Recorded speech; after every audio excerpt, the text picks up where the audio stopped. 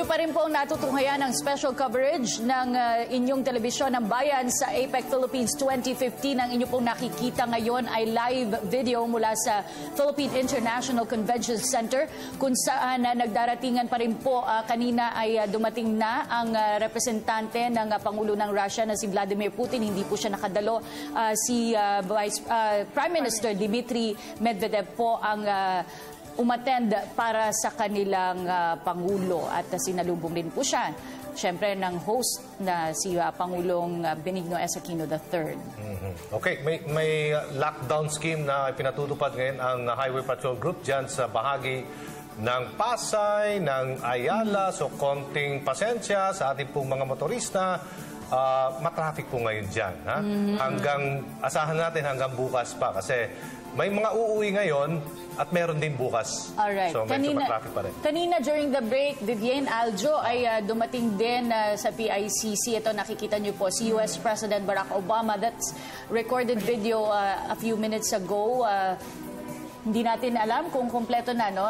We are waiting for 20 leaders to arrive there. Siyempre, nandun na yung isa, no? Ika-21st ang ating Pangulo. And yan po ay naganap during our break. Ang pagdating po doon ni US President Barack Obama. One of the biggest APEC member economy na trading partner ng Pilipinas ay ang US. Actually, merong pie graph na nakita ko, talagang malaking chunk ng ating trade ay with the US. US at China. Sila yung dalawa na talagang pinakamalaking economies na kabilang po dito sa APEC. At bilang guide lang po ng ating mga kababayan sa road closures ngayong araw, bale additional po from 6 a.m. to 12 midnight ay sarado po ang EDSA to Ayala, EDSA Ayala to MOA, Ross Boulevard, NAIA to Katigbak, Diokno Avenue from Seaside Boulevard to EDSA, Macapagal Avenue from Asiana to Buendia Extension. Yan po, live na po yan yung ating nakikita ngayon na video mula sa PICC. At dito po sa studio naman, kasama po natin Assistant Secretary Ramon Liboro ng Department of Science and Technology. Isa po sa mga trust ng APEC, yung Ecotech, no? Exchange of Technology and Information. Magandang umaga po sa inyo, ASEC. Magandang umaga sa Kathy, Aljan. Morning, ASEC.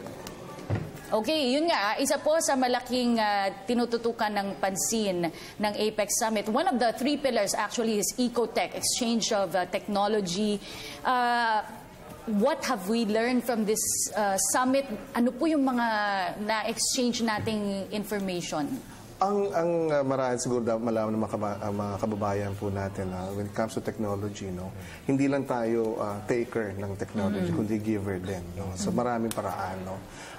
From climate change adaptation, even nga dito, so paano makakatulong sa mga micro, small, medium enterprises. No?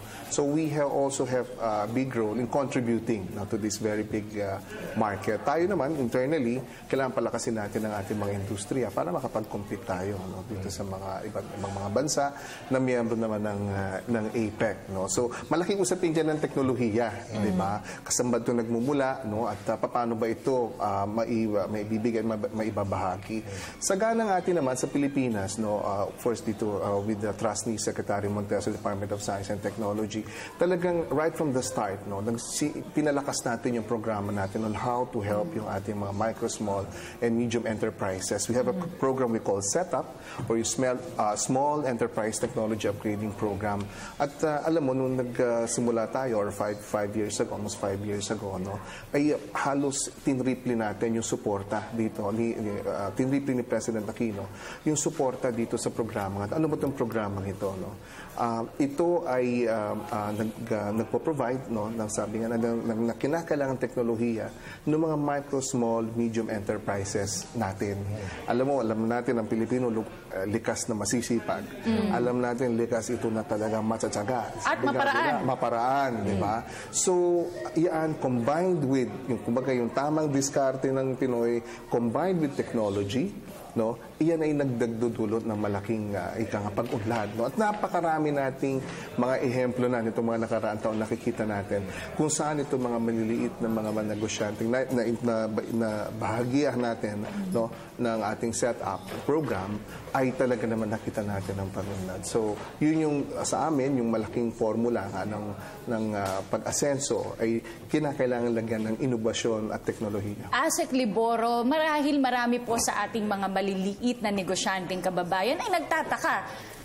Kung ako ay nagtitinda ng pagkain, aanhin ko yung teknolohiya, hindi man ako gumagamit ng computer sa aking negosyo. Pakipaliwanag po kung paano makatutulong ang DOST. Siguro papaliwanag ko yan sa pagbigay mismo ng mga ehemplo. No? Kaya lang wala dito yung food sample. No? Mas masarap kasi matikman. Pero halimbawa, no, meron isang nagsimula na maliit na gumagawa siya ng kakanin. Ano? Ito si Merles, no? Dyan sa Mindoro. Yung kakanin niyang suman sa latik. Ano? Alam mo, problema kasi yan, madaling mapanis. Pag may luto mo, kailangan ibenta mo na kagad, kundi mapapanisan ka. No? So, tayo ang DOST humingi sa ng tulong ang ayuda sa Department of Science and Technology. At pinag-aralan natin yung buong proseso, no? Paano nyo ba ito ginagawa? At from there, yung mga experts natin ay nagbigay ng mga suhestyon at mga mungkahi kung paano pa niya may improve yung proseso ng kanyang paggawa. So, ang naging resulta nito, nagkaroon ng yung kanyang produkto, gumanda, humaba ang shelf life, no? From 1 week naging 6 months, no? Na vacuum pack yung kanyang suman sa lehiya.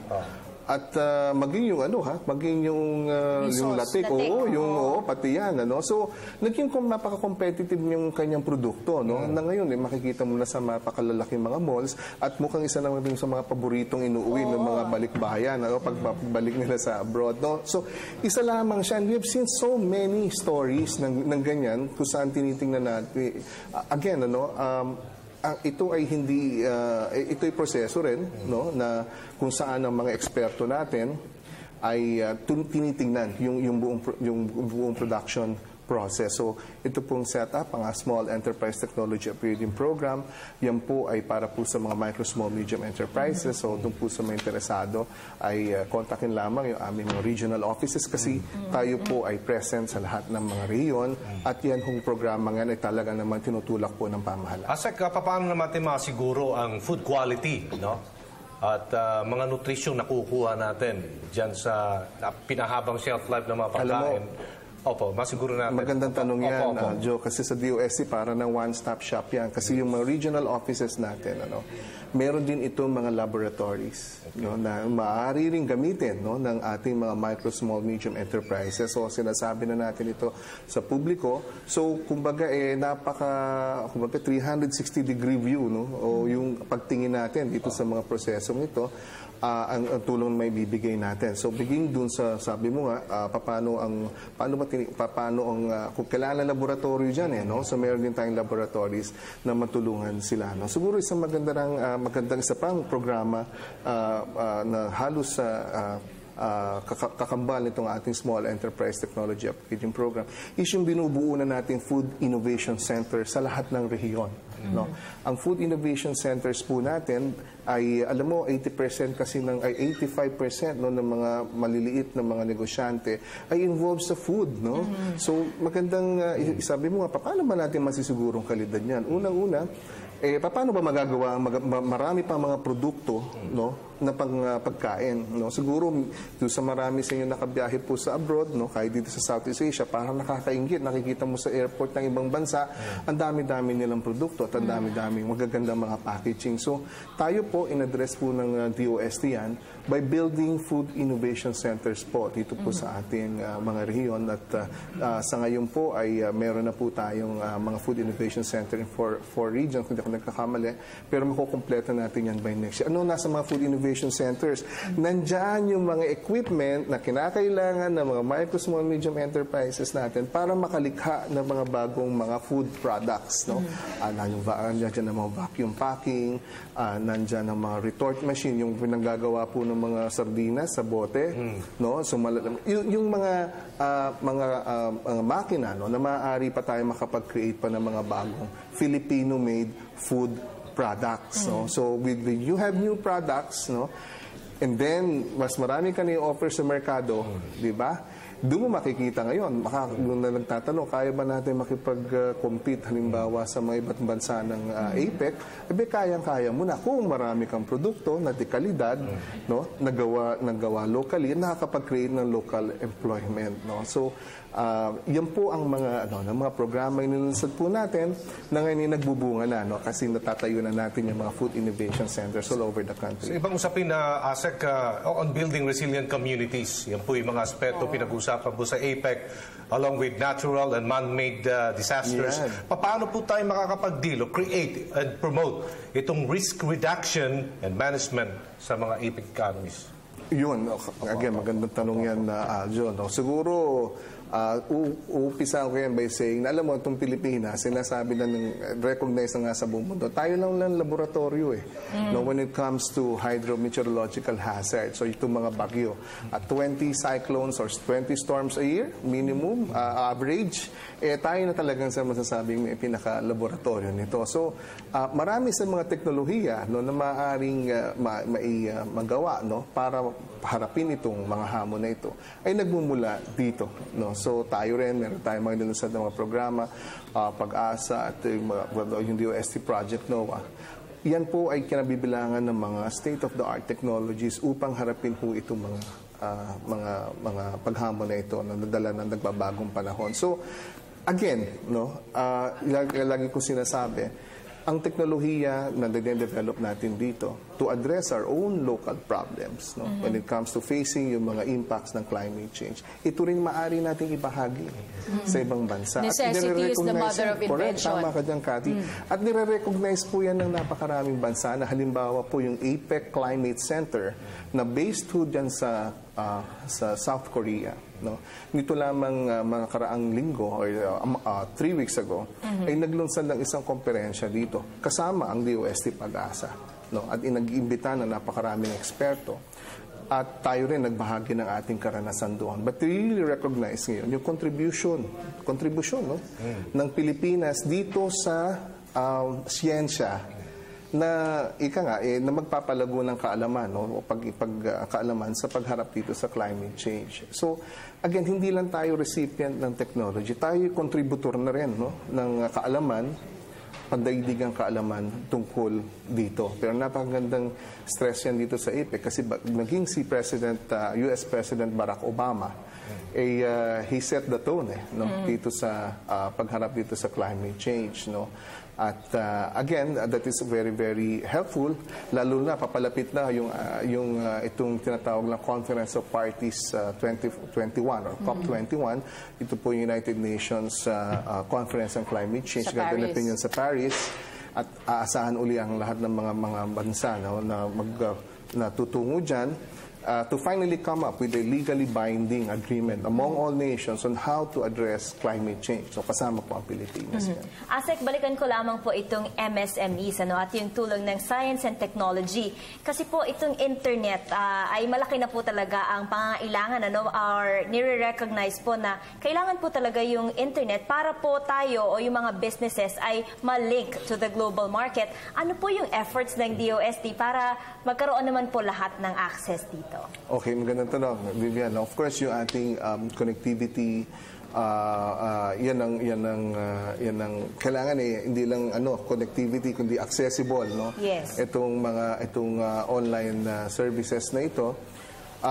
Meron po tayong ang ating pong Information Communications Technology Office under the DOST, nilunsad po natin kamakailan yung ating pong One Connect project, free connectivity po in public places no. Ang target po natin diyan marating no ang pinakamalalayo o pinakaliblib no ng mga sulok ng Pilipinas. So basically tina-target po natin yan malagyan ng connectivity ng connection sa public places no, doon po sa mga 3rd, 4th, 5th at 6th class municipalities all over the country. No. And how far are we from our target, sir? Well, ang ating pong, again, ang tinatarget po natin hanggang next year po, no, ay mabuo po natin ito. No, at ito po ay may mga stages no, kung saan ito pong we have to establish yung connectivity from the international gateway down to the remote areas. No? So tuloy-tuloy na po yan. At itinatarget po natin ay by next year po ay matatapos po. So, ang nakikita natin dyan, sabi nga natin ay una, yung digital divide. Sabi natin, alam mo, yung digital divide, yung palaking sagkayan, yung may access sa connectivity at dun sa wala. No? At yan pag yan ay napakalawak, no? Yun, masasabi natin ay mayroong malaking gap, no? Kung paano makakarating ang mga serbisyo na offered online dito sa... So, paano natin yun, paliliitin natin yun, no? Pakikiputin natin yun. Narrow it through this program. At hindi lamang yun, ano? Meron tayong mga programa dito sa mga 3rd, 4th, 5th, at 6th class municipalities. We're building tech for ed centers kung saan talagang tuturuan din ng mga kababayan natin kung paano wastong gamitin ang internet, no? At makatulong sa kanilang mga buhay, no? So, mula sa paghahanap ng trabaho, no? Paano ito makakatulong sa mga magsasaka, paano ito makakapagbigay ng tulong sa mga ina, no? Nang gusto magtayo ng maliliit na negosyo. So, yan naman ang kasabay ng ating connectivity. So, hindi lamang ito connectivity, kung hindi, again, yung suporta by way of teaching, no? Yung ating mga kababayan, paano ba ang wastong paggamit nito upang ma-harness natin ang potensyal at lakas ng internet para umunlad ang kabuhayan, lalo na sa kanayunan. Asek Mon, would you say that there's still a big digital divide? Kasi isa po ang Pilipinas sa mga leading users ng mga social networking sites. Alam po natin, in terms of Facebook use, tayo po yata nangunguna sa Asia. Pero ang magandang balita nga dyan, Kati, mabilis na nga rin tayo in terms of yung penetration, no, ng internet, lumalawak na ang mobile phone. I think we have more than, well, in terms of yung subscribers, no, ay mas malaki pa sa populasyon natin. Tama ka doon, pero again, yung digital divide is not only kung sino nakaka-access, no, pero yung tamang paggamit niya, no, na makakatulong para ikaw ay umunlad o mag-benefit yung iyong sarili, yung pamilya, yung komunidad, no? So, yun yung tinatarget natin talaga, no, na Asek, meron din po bang technology na dine-develop ang DOST para mapabilis naman po itong internet? Kasi marami po ang nagko-complain talagang medyo mabagal po compared sa ibang bansa. Hindi, una pa rin tayo sa Afghanistan. Well, alam mo, maraming dahilan, ano, kung bakit, pero ibibigay ko na siguro yung pagpapaliwanag dyan dun sa mga talagang eksperto, no? Pero maraming dahilan, sabi nila, kasi yung ating pagiging archipelagic, no, ay nahirapan talaga na mag-put up ng mga infrastruktura. So, kasi unlike dun sa mga ibang mga bansa na landlocked, no, ay pagtatayo lang ng mga paglilay ng mga fiber optics ay mas madali kaysa sa atin na 7,000 isla, paano mo pagdidikit-dikitin, ano. Kaya mapapansin mo nga doon sa even doon sa mga lower, doon sa mga bansa na masasabi nilang mas mabagal or may problema sila sa internet are mostly mga archipelagic, no. In fact, kasama dyan ang Indonesia. So, but then again, that's another. Pero sabi ng tanong mo kasi, meron ba tayong, of course, hindi humihinto ang Department of Science and Technology because ang tingin talaga namin sa ICT is really an enabler, no? At kailangan ito makarating sa napakaraming mga tao. So, masusi yung ating pagsasaliksik dyan and even yung R&D natin, no? If you heard about yung TV white space technology, isa tayo ngayon sa nangunguna na dito sa pagtulak nitong bagong teknolohiya na ito. Yung TV white space, ito po ay paggamit ng mga unused TV spectrums para po makapagbigay ng internet, no? Kung paano niyo nakikita ngayon kami sa inyong mga tahanan through television, ito po ay parang ganon yung ginagamit niya, no? Pero meron hong mga ilang pong mga mahirap paliwanag lang, pero paggamit po ng ilang mga unused TV spectrum para po makapagbigay ng internet sa mga tahanan, ano? So, isa ho tayo ngayon sa nangunguna dyan sa buong mundo, no? In fact, yung mga pinakamalalaking mga areas kung saan sinusubukan ito ay dito sa Pilipinas, no? Maging ang mga bansa tulad ng Singapore, ngayon pa lamang din, no? Nagsisimula dito sa bagong mga teknolohiyang ito. So, Again, ito yung paraan natin ng Science and Technology, Department of Science and Technology na itulak pa ang makabago pang mga paraan kung paano natin makapagbigay nitong online or connectivity sa ating mga kababayan. Of course, through the ICTO, we're also working hand in hand with the private sector, kasi yan ay concerned lalo na lahat, lalo naman po ang private sector nangunguna naman sa pagtayo rin ng infrastructure at this point, ay patuloy po tayo nakikipagtulungan sa kanila. ASEC Mon kahapon po ay sa dialogue with President Obama yung nandun yung CEO ng Alibaba.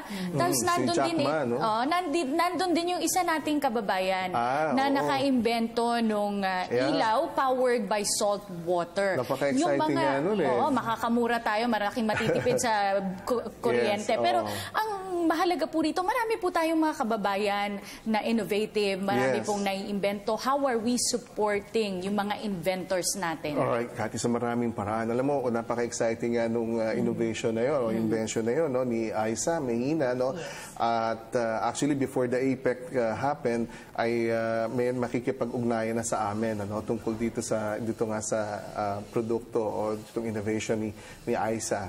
At marahil after the APEC, mas magkakaroon ng seryosong pag-upo tungkol sa kanyang invention. Pero again, ang ating pong ang DOST, of course, we have an agency called the Technology Application Promotion Institute or TAPI na tumutulong po direktamente dito po from the inventors at mga innovators po natin. Sa paanong paraan, halimbawa, kung gusto pa niya, tulad nito, may produkto na siya, kung further development pa, maaari namin siyang tulungan. Or kung wala pang mapamura. patent yun, pwede namin siyang tulungan to patent it. Again, in terms of facilities kasi, ang isa sa mga nagawa natin ni Secretary Montejo is to build facilities to help itong mga tulad nila Aisa at iba pa ng mga inventor at innovators, lalo-lalo na sa larangan ng electronics, to help them build itong mga produktong gusto nila. So parang imagine mo, sabi nga, parang malaking toolbox yan. O kung mga nagle-Lego sa inyo, parang Lego box. Pero kung kayo ay kulang ng pyesa, hindi ka makakabuo. So doon pumasok ang DOST. So tinuyo natin yung mga Electronic Products Development Center dito sa DOST, Die and Mold Solution Center for Engineering, yung mga gumagawa ng gears. Dito rin sa DOST. Yan po ay bukas para po sa mga inventor, at sa private sector.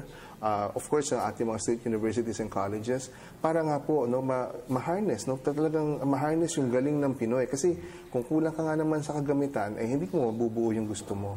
So yan po, inayayahan po namin ng ating mga kababayan, yan po ay nandyan sa DOST Bikutan. Ito po mga pasilidad na ito. So tayo, when it comes to halimbawa nga kay Aisa, from further product development, matutulungan po natin siya.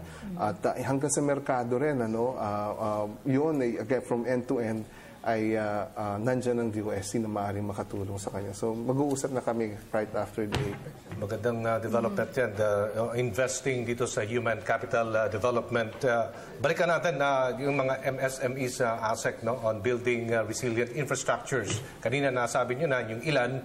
Pero how can we assure ito pong, how could we contribute on itong sa pagtatayo o pagbibuild ng resilience SMEs against disasters, particularly? Yan ang napakalaking hamon. Dahil ang isa talagang pinakamalaking naapektuhan sa isang pagdating ng isang delubyo or malaking ng disaster ay yung negosyo. So, ang challenge dyan ay kung paano sila kaagad makakabalik, makakabangon. At dito, malaki ang papel din talaga ng private sector. Kamakailan lamang, may mga inisyatiba, halimbawa itong tinatawag nilang Arise. This is headed by SM Group, by Mr. Hans C. Dito, hinihikayat ang mga negosyante at mga negosyo na magsama-sama upang makapag-map ng estratehiya, paano natin mas mapagtitibay pa, palalakasin ang resilience na sinasabi natin ng mga micro, small, medium enterprises at maging mga malalaking mga kumpanya. Kasi ang susi sa pagbangon talaga, no, after ng isang disaster ay makabangon kaagad ang negosyo, no. So again, we are plotting itong business continuity program. Ang maraming kumpanya may kanya-kanya na sila mga plano diyan, no. Pero sa pangkalahatan, ano, para nga ma-serve itong mga micro, small, medium enterprises, no, ay kailangan matulungan sila. So halimbawa, siguro may isang ehemplo na lang, simulan lang natin. For example, yung DOST through Project Noah and the DREAM program, we have developed highly detailed hazard maps, no, na maaari nang tignan itong ating mga negosyante sa kanilang pagdedesisyon kung saan magtatayo ng mga negosyo. Kasi doon pa lang ay lamang na sila. If I may, we are seeing now live from the PICC yung inaantabayanan po natin kanina pa. Kumpleto na po ang 21 leaders, APEC leaders, and some representatives para sa tradisyonal na APEC family photo. Yan po, they're all gathered there, the most powerful leaders and the biggest economies in the world here in Manila. Napapanood po natin yan live para magkapit-bisig. Maya-maya, magkakapit-bisig sila. Show of solidarity, show of unity para sa ikabubuti pa ng buhay at hinaharap ng mga miyembro ng APEC Economic Cooperation. Yung mga social side of pagnenegosyo, no? Napag-usapan namin dito ni ASEC Liboro, yung environmental standards naman at yung resiliency sa pagnenegosyo. ASEC, maganda yung sinabi nyo. Kumaway sila. Nakita natin magkatabi si Pangulong Aquino at ang Pangulo ng China na si President Xi Jinping. Alam mo, nung dinner, magkatabi rin, di ba? Nung mismong summit, magkatabi rin silang dalawa at nakapag-usap daw sila ng 2 minuto ayon kay PCO Secretary Sonny Coloma. At ang sinabi lang daw ni Pangulong Aquino ay, welcome to Manila. Pero si Pangulong Barack Obama talaga nagpahayag kapon ng bilateral talks with Pangulong Aquino na talagang isulong, no, ang ating diplomatic na petisyon. Diplomasya talaga, dahil sa diplomasya yan, dyan sa United Nations Convention on the Law of the Sea, with respect to that law, dito sa International Tribunal, na-acquire na natin jurisdiction to hear, decide the case.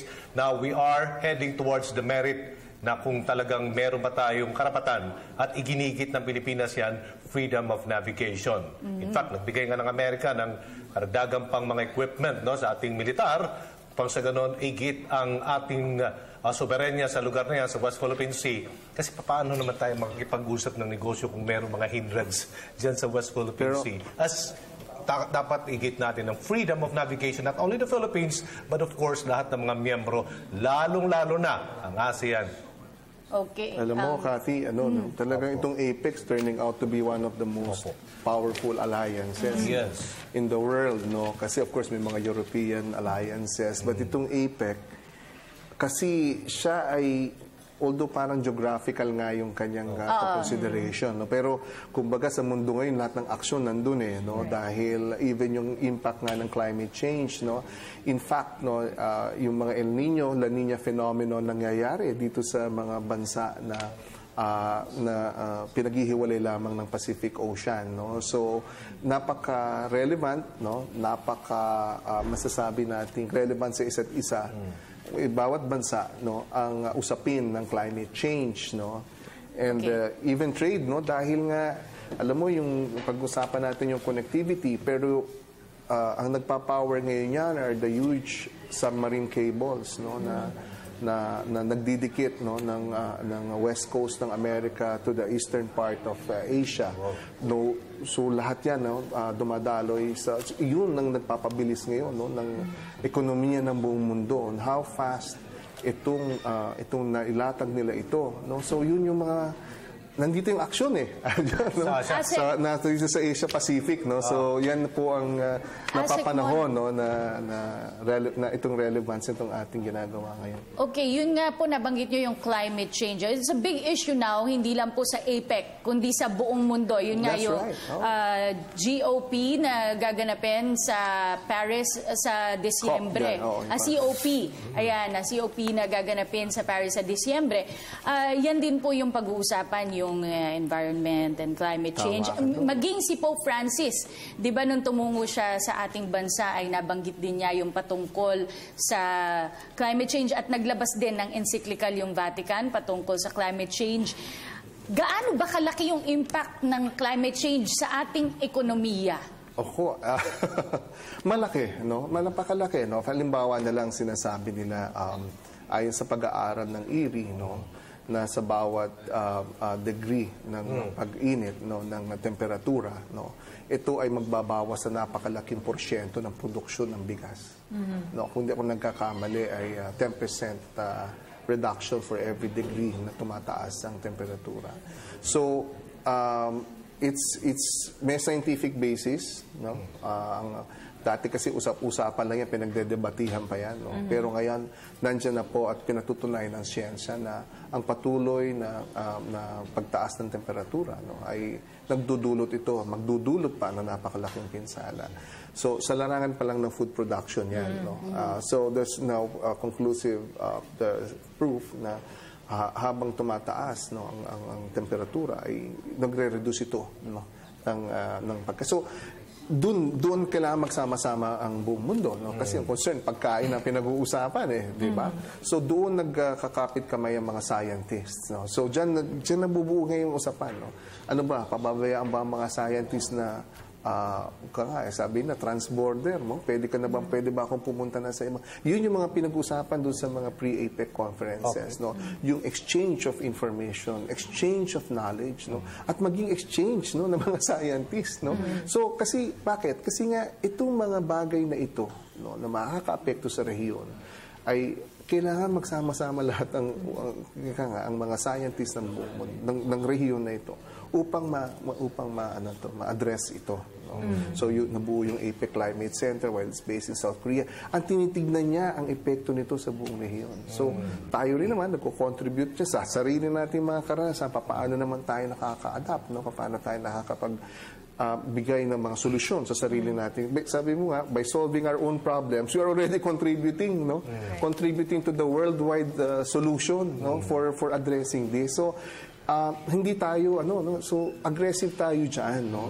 Ang Department of Science and Technology, aggressive tayo diyan, hindi tayo naghihintay na kung ano lang yung ibigay ng ibang bansa, kung ano lang hindi aggressive tayo dito. Ginagawa natin ng parang kasi by solving our very own problems, we are contributing to that bigger body of knowledge, no? So that's I think that it sets the tone, kung bakit napakahalaga nitong APEC na ito. Kasi marami kasi nagtatanong, ano ba epekto niya? But again, no, the issue of climate change at paano ito makakaapekto sa hinaharap, no, ay kailangan na talagang tingnan ito. Yung sea level rise, no, sa pagtaas ng temperatura, tumataas din ang ng karagatan ng I-turn over po muna natin sa pag-uumpisa ng retreat, ng leaders retreat po sa PICC pa rin. Goals of 2020, and we will mark the end of the UN Millennium Development Goals and the beginning of the UN Sustainable Development Goals. The Conference of Parties, or COP21 in Paris, also hopes to make a lasting impact on climate change, and we hope to advance the implementation of the Bali Package at the WTO Conference 10 in Kenya. It is certainly an opportune time for us to reflect on how to move into the future. This APEC hosting also presents a chance for the Philippines to showcase the results of reform.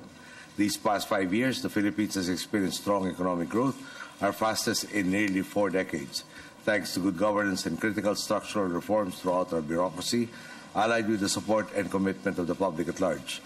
Furthermore, we are proud of our growth, not just for our growth's sake, but because the Philippines has set aside trickle-down economics and chosen to invest in our people so that our growth is felt by each and every citizen. We threw our full support behind programs such as our Conditional Cash Transfer Program, Training for Work scholarships, and a Universal Healthcare Program. all of which help our people regain control of their own destinies. As a founding member of APEC, the Philippines' approach to APEC has always been guided by our common aspiration for Asia-Pacific prosperity. It is this idea that has prompted us to choose the theme, Building Inclusive Economies, Building a Better World, which represents our vision for an Asia-Pacific that embraces a growth agenda that benefits everyone. Building on APEC's achievements over the past generation, the Philippines hosts APEC with a people-centered agenda that embraces all segments of society as invaluable participants in a growth that is holistic. Growth that creates jobs, sends children to school, puts food on the table, raises standards of living, protects the environment, fosters creativity and innovation, and levels the playing field. In short, growth that balances the pressing needs of the present with our shared mission of leaving behind a region and a world that is better than what we found. Thus, I am hopeful that this year's retreat will become an incubator for ideas that improve our region's prospects for the future.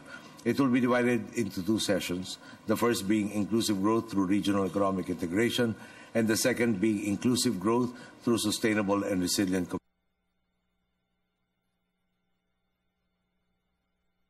Natunghayan po natin ang opening remarks ng ating Pangulong Benigno S. Aquino III na sa pag-uumpisa ng Leaders Retreat na kasalukuyan pong ginaganap sa PICC Meeting Room 1. Diyan po ang meeting nila ngayon. I think this is the last activity of the leaders before they leave. Most of them are leaving today. Mensahe nyo na lang po, ASEC Mon Liboro, marami tayong napag-usapan patungkol sa teknolohiya, sa pagnenegosyo at climate change. Siguro ang masasabi ko lang, Cathy, bilang bahagi ng Department of Science and Technology, nakita ko rin yung ibang mga sangay din po natin. Now more than ever, yung Pilipinas po ay mas competitive when it comes to participating dito sa APEC, dahil ito na pag-uusapan po natin. On a lot of issues, while tinitingnan din natin ng technology transfer mula sa ibang mga bansa, tayo rin naman ay nakakapag-contribute dito. So, kailangan palakasin natin din talaga, patuloy natin hikayatin ang ating mga scientists, ang science community, science and technology sector dito. Kasi ang magtutulak talaga ng patuloy na pagiging competitive ng ating bansa ay ang siyensya, teknolohiya at inobasyon. At tulad nga nitong mga innovation ni Aisa Mahina, na makita natin na world-class kaagad, world stage kaagad. Marami pa po tayong marami pa tayong matutulungan na mga tulad nila Aisa. At again, marami pa mga Pilipino dyan tulad ni Aisa na nandyan po ang inyong DOST upang matumulong po sa inyo. Maraming salamat. Maraming salamat po, Assistant Secretary Mon Liboro ng Department of Science and Technology. Isa po talaga ang climate change sa mga dapat nating inaalam at siniseryoso. Hindi na po kasi natin ito maiiwasan. Ang tanging magagawa po natin ay ang pag-aralan ang adaptation dito para hindi maging masyadong malaki ang impact. Kasi nga, handa tayo. At again, we'd like to thank you, sir. Magbabalik pa po ang APEC 2015 Summit Special Coverage.